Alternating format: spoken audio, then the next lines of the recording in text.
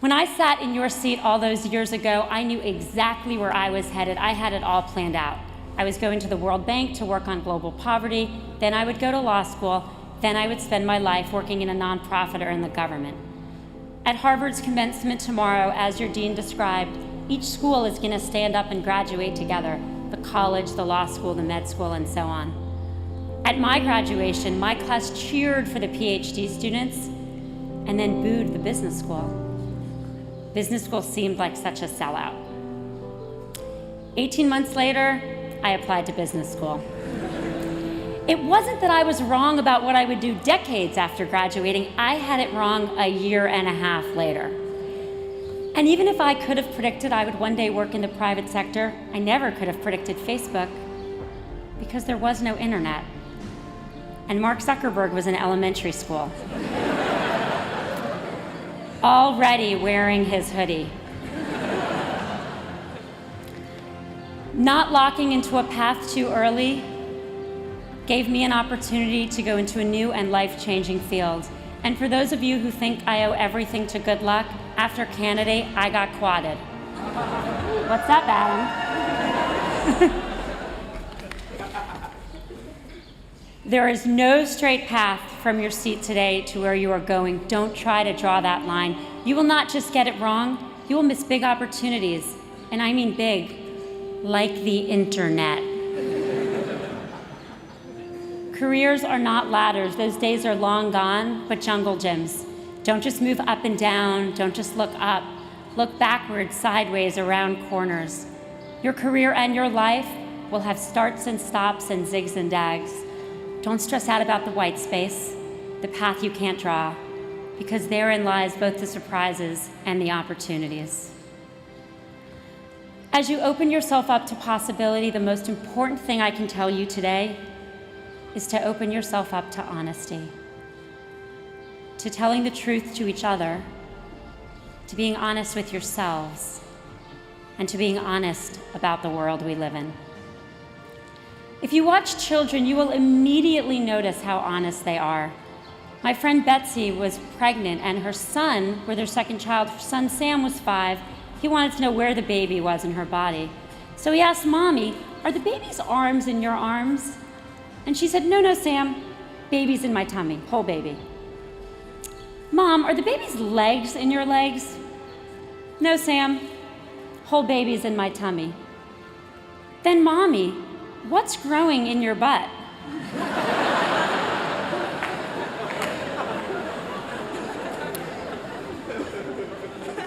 As adults, we are almost never this honest, and that can be a very good thing. When I was pregnant with our first child, I asked my husband, Dave, if my butt was getting big. At first he didn't answer, but I pressed, so he said, "Yeah, a little." For years, my sister-in-law said about him what people will now say about you for the rest of your life when you do something dumb. And that guy went to Harvard. Hearing the truth at different times along the way would have helped me. I would not have admitted it easily when I sat where you sit. But when I graduated, I was much more worried about my love life than my career. I thought I only had a few years, very limited time, to find one of the good guys before before they were all taken or I got too old. So I moved to DC, I met a good guy, and I got married at the nearly decrepit age of 24. I married a wonderful man, but I had no business making that kind of commitment. I didn't know who I was or who I wanted to be. My marriage fell apart within a year, something that was really embarrassing and painful at the time. And it did not help that so many friends came up to me and said, "I never knew that, never thought that was going to work," or "I knew you two weren't right for each other." No one had managed to say anything like that to me before I marched down an aisle when it would have been far more useful. And as I lived through those painful months of separation and divorce, boy, did I wish they had. And boy, did I wish I had asked them. At the same time in my professional life, someone did speak up. My first boss out of college was Lant Pritchett, an economist who teaches at the Kennedy School, who's here with us today. After I deferred law school for the second time, Lant sat me down and said, "I don't think you should go to law school at all. I don't think you want to go to law school. I think you should because you told your parents you would many years ago. He noted that he had never once heard me talk about the law with any interest. I know how hard it can be to be honest with each other, even your closest friends, even when they're about to make serious mistakes. But I bet sitting here today, you know your closest friends' strengths, weaknesses, what cliff they might drive off. And I bet for the most part, you've never told them. And they've never asked. Ask them. Ask them for the truth because it will help you. And when they answer honestly, know that that's what makes them real friends. Asking for feedback is a really important habit to get into as you leave the structure of the school calendar and exams and grades behind. On many jobs, if you want to know how you're doing, you're going to have to ask, and then you're going to have to listen without getting defensive. Take it from me, listening to criticism is never fun, but it's the only way we can improve. A few years ago, Mark Zuckerberg decided he wanted to learn Chinese. And in order to practice, he started trying to have work meetings with some of our Facebook colleagues who are native speakers. Now, you would think his very limited language skills would keep these conversations from being useful. One day he asked a woman who was there how it was going, how did she like Facebook? She answered with a long and pretty complicated sentence. So he said, simpler please. She spoke again. Simpler please. This went back and forth a couple of times till she just blurted out in frustration, my manager is bad. That he understood. So often the truth is sacrificed to conflict avoidance, or by the time we speak the truth, we've used so many caveats and preambles that the message totally gets lost. So as you ask each other for the truth and other people, can you elicit it in simple and clear language? And when you speak your truth, can you use simple and clear language?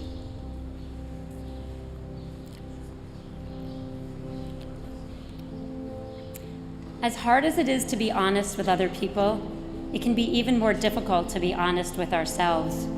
For years after I had children, I would say pretty often, I don't feel guilty working, even when no one asked. Someone might say, Sheryl, how's your day today? And I would say, great, I don't feel guilty working. Or, do I need a sweater? Yes, it's unpredictably freezing, and I don't feel guilty working. I was kind of like a parrot with issues. Then one day, on the treadmill, I was reading this article in a sociology journal about how people don't start out lying to other people, they start out lying to themselves.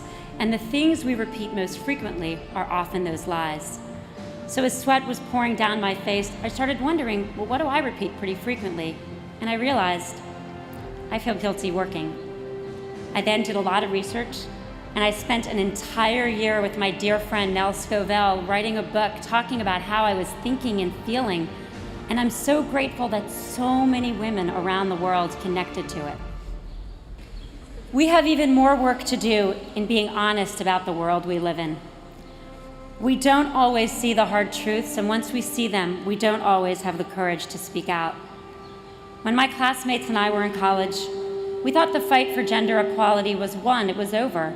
Sure, most of the leaders in every industry were men, but we thought changing that was just a matter of time. Lamont Library, right over there, one generation before us, didn't let women through its doors.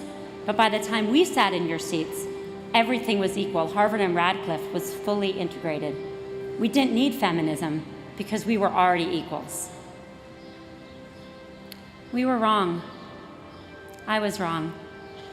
The world was not equal then, and it is not equal now. I think nowadays, we don't just hide ourselves from the hard truths and shut our eyes to the inequities, but we suffer from the tyranny of low expectations. In the last election cycle in the United States, women won 20% of the Senate seats. And all the headlines kept screaming out, women take over the Senate, women take over the Senate. I felt like screaming back, wait a minute, everyone. 50% of the population getting 20% of the seats, that's not a takeover. That's an embarrassment.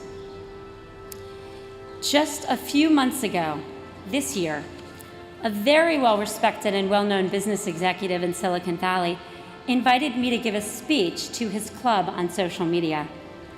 I'd been to this club a few months before when I had been invited for a friend's birthday. It was a beautiful building, and I was wandering around, looking at it, looking for the women's room, when a staff member informed me very firmly that the ladies' room was over there, and I should be sure not to go upstairs because women are never allowed in this building.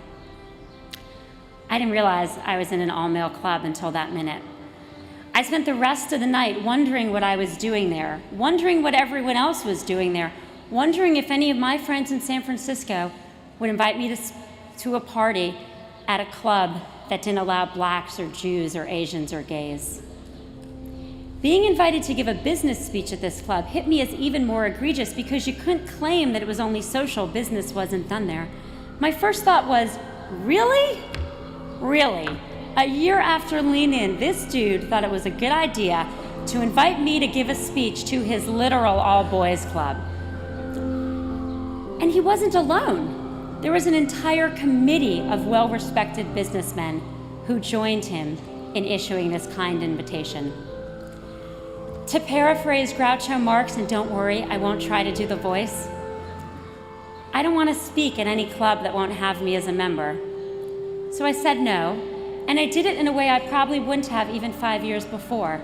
I wrote a long and passionate email arguing that they should change their policies. They thanked me for my prompt response and wrote that perhaps things will eventually change. Our expectations are too low. Eventually needs to become immediately.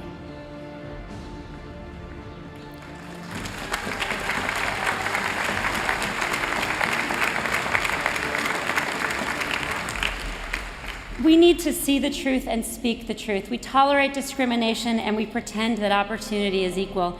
Yes, we elected an African American president, but racism is pervasive still.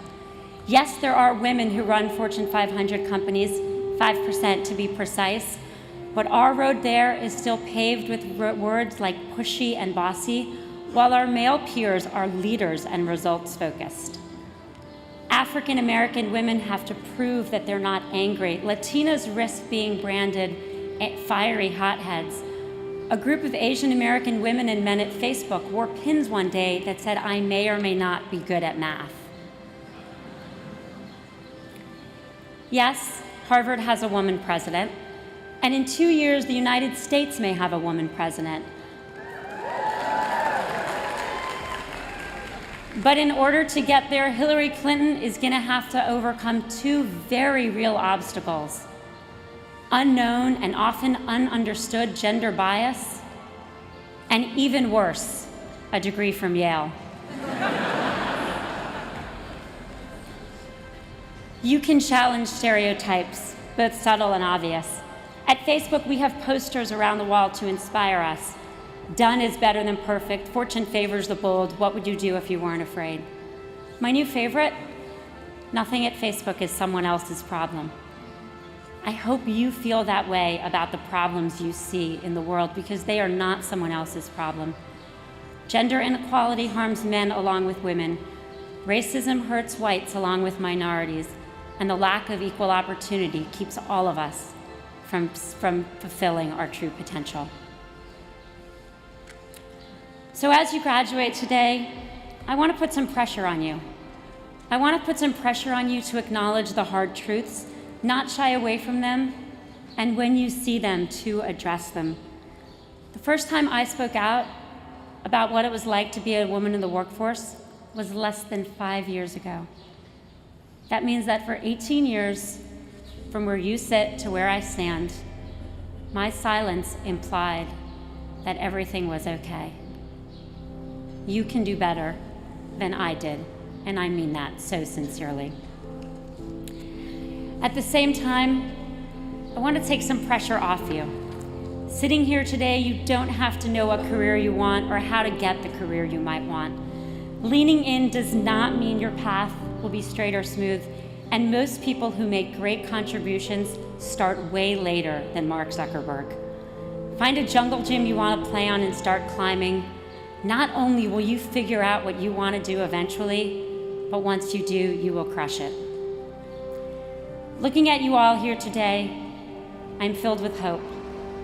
All of you were admitted to a small school near Boston, either for your academic potential, your personality, or both. You've had your firsts, whether it's a winter coat, a love, or a C. You've learned more about who you are and who you want to be. And most importantly, you've experienced the power of community. You know that while you are extraordinary on your own, we are all stronger and can be louder together.